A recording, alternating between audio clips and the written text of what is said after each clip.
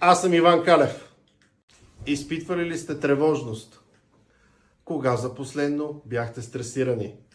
Имали ли сте бърнаут? Случвало ли ви се да блокирате и да не знаете на къде да продължите? Имам предложение за вас. Опитайте метода на огледалото. В основата му е себепознанието. Да погледнеш в себе си и да осъзнаеш какво ти пречи, за да бъдеш едно по-добро, щастливо и свободно аз.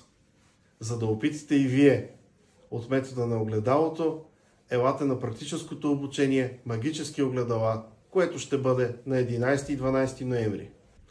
Ето какво казаха някои от участниците на практическото обучение Магически огледала. За семинарът Магически огледала разбрах от приятелка. В началото бях много скептична. Не вярвах, че нещо може да ми помогне, че има какво да науча повече за себе си.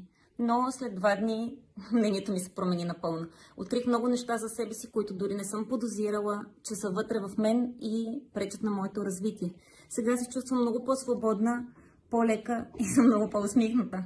Здравейте, ще кажа няколко думи за семинара на Иван Калев, Магически огледала.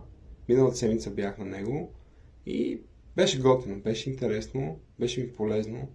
Имаше наистина доста осъзнавания, доста силни упражнения. Всъщност разгледахме доста теми от живота, а и от най-важните, всъщност в които обикновено имаме предизвикателства.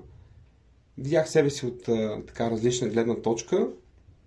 Препоръчвам го, защото е наистина интересен, забавен, лек. Да ви кажа честно, си представях нещо по-сериозно, по-тежко, но не е нужно нещата да се случват трудно.